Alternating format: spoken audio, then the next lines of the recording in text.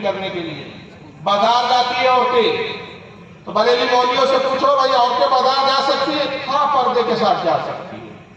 کھیتوں میں لیٹرین اور پاخانہ اور حاجت کے لیے جا سکتی ہے؟ ہاں سب پردے کے ساتھ جا سکتی ہے۔ ڈاکٹر کے پاس جا سکتی ہے؟ ہاں پردے سے جا سکتی ہے۔ مسجد میں نہیں، مسجد میں نہیں جا سکتی۔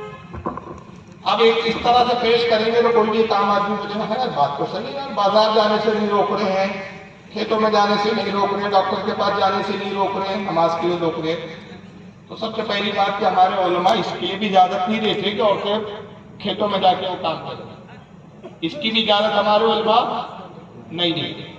بازار بھی بلا ضرورت کے جانے کی اجازت نہیں دیتے، رہے گا ڈاکٹر کے پاس جانا یہ عذر شرعی ہے، ضرورت شرعی ہے کہ جان بچانے کی بات ہے، بیماری کی بات ہے۔ اور پھر ان جگہوں پر بھی جو جاتی ہے عورت وہ دنیاوی کاموں کو سمجھ کے جاتی ہے، دنیاوی امور کو سمجھ کے جاتی ہے، ثواب سمجھ کے نہیں جاتی۔ مگر جب مسجد میں جاتی ہے تو کیا سمجھ کے جاتی ہے؟ ثواب، جبکہ اس میں ثواب نہیں ہے، بلکہ رسول اللہ کیا فرما رہے ہیں، عورت کے لیے بہتر یہ ہے کہ تہہ خانے میں نماز پڑھے۔ اب اس پر میں نے جس کو یہ حدیث سنا کے چیلنج کیا کہ اگر تو سچا ہے تو ایک حدیث مجھے ایسی دکھا دے کہ رسول اللہ جب مسجد میں نماز پڑھاتے تھے حضور کے زمانے میں، کیا حضرت عائشہ مسجد نبوی میں جاتی تھی؟ کیا حضرت بی بی فاطمہ مسجد میں جاتی تھی؟ کیا حضرت ام سلمہ مسجد میں جاتی تھی؟ ازواج محترمات میں کون جاتی تھی؟ کوئی حدیث سے تو ثابت نہیں کر سکتا، اس لیے کہ جوان تھی، بوڑھوں کو بڑھیاؤں کو اجازت دی گئی تھی۔ تو جب نبی کی بیٹی نہیں جاتی تھی تو تیری بیٹی کی حضرت نبی کی بیٹی فاطمہ سے افضل ہے؟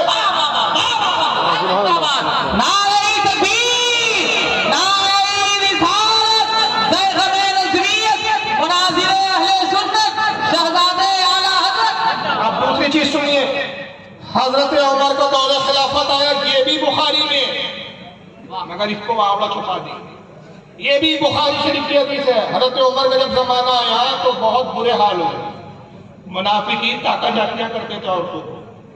حضرت عمر نے صحابہ کو جمع کیا اور کہا کہ کیا خیال ہے تمہارا کہ عورتوں کو مسجد سے کیوں نہ روک دیا جائے؟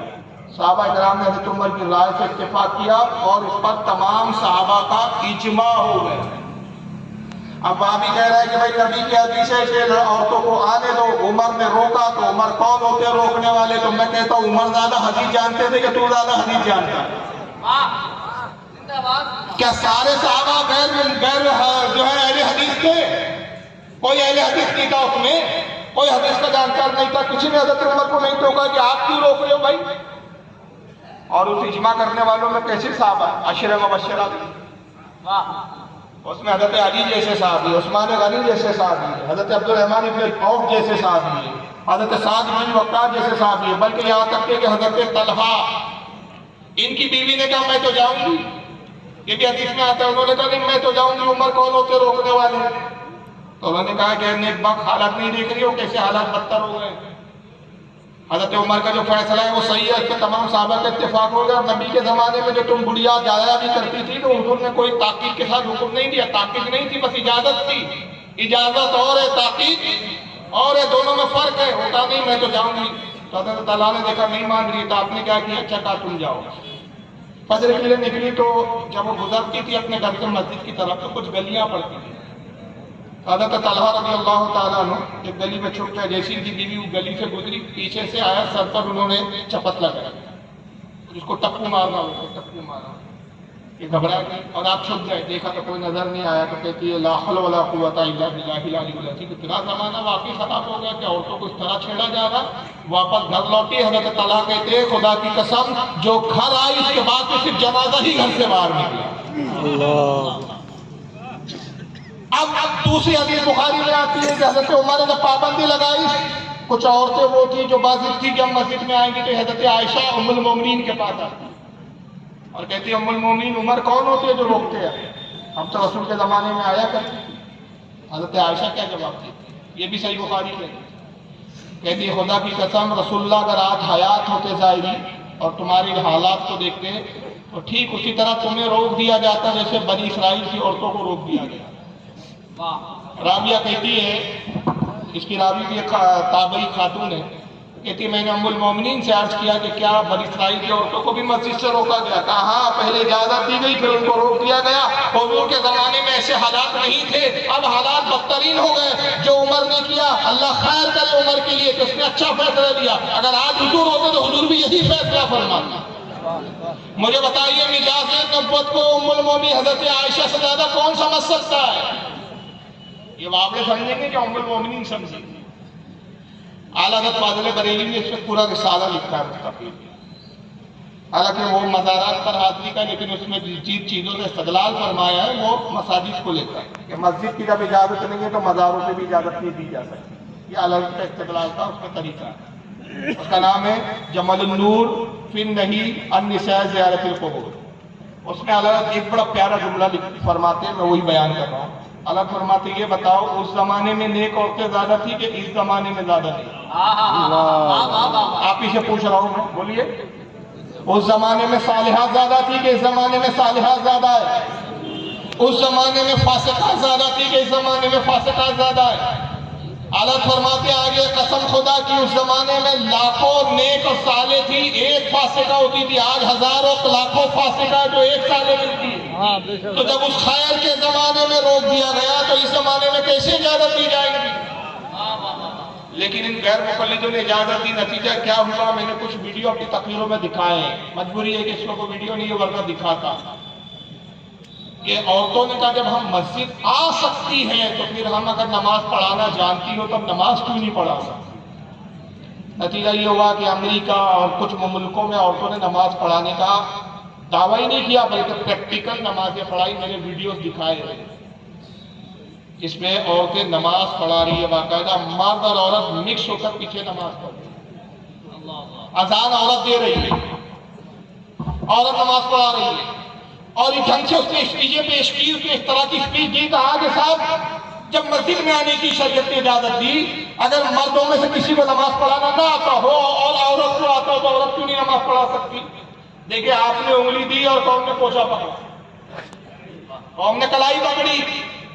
اب بات تو ظاہراً صحیح لگتی ہے کہ بھئی اگر کسی عورت کو نماز پڑھانا آتا ہو، قرآن کی صورتیں زیادہ جانتی ہو، قرآن زیادہ جانتی ہو، مسائل سے واقف ہو تو امامت کی حقدار وہی ہے۔ اب آپ عورت کو امام بنانے سے کیوں چکتے ہو؟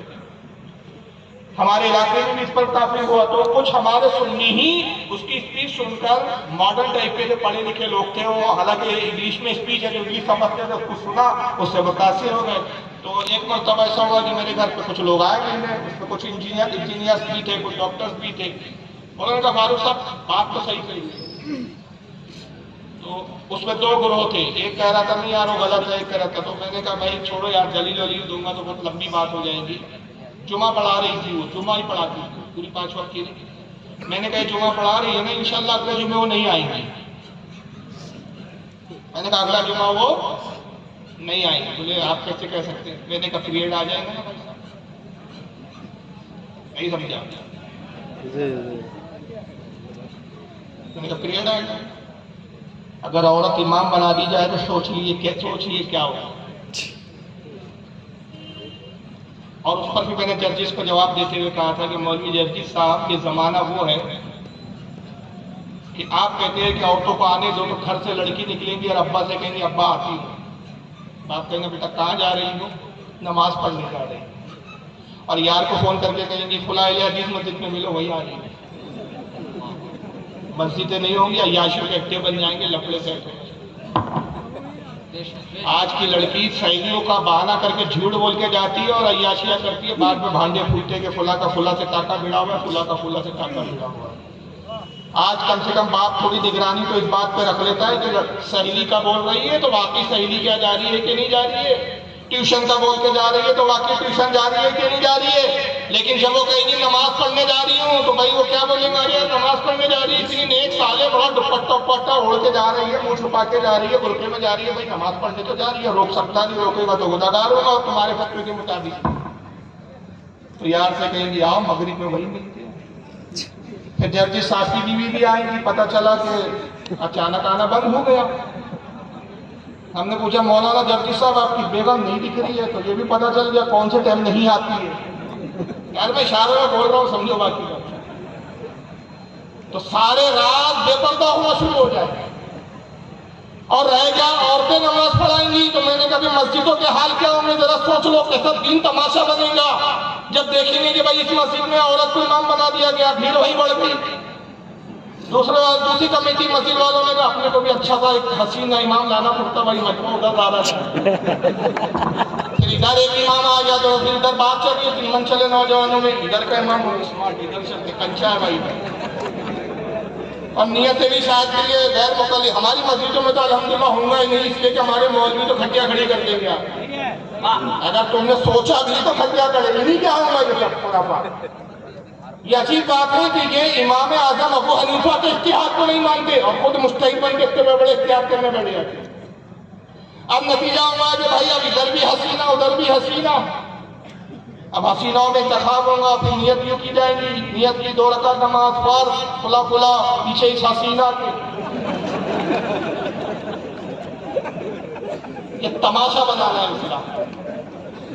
یاد رکھیے جس چیز پر صحابہ کا اجماع ہو گیا، صحابہ سے زیادہ دانش مند، عقل مند، ہوشیار اور نباز قوم کا مزاج سمجھنے والے یا آج کے وہابی مقلد غیر مقلد نہیں ہو سکتے۔ تو یہ سب خرافاتی لوگ ہیں، ان سے بچو، یہ اسلام کو ماڈرن کرنا چاہتے ہیں اور نام حدیث کا لیتے ہیں اور لوگوں کو گمراہیت کی طرف لے جانا چاہتے ہیں، اس سے آپ کو پرہیز کرنا چاہیے۔ اور ہاں اگر استطاعت ہو تو ان کو روکو۔ ایک سوال ہے کہ اذان سے پہلے صلاۃ و سلام جو پڑھا جاتا ہے یہ درست ہے یا نہیں، پنجانی واجب احتشام کا۔ دیکھیے اذان کے بعد درود شریف پڑھنا یہ تو حضرت بلال سے ثابت ہے۔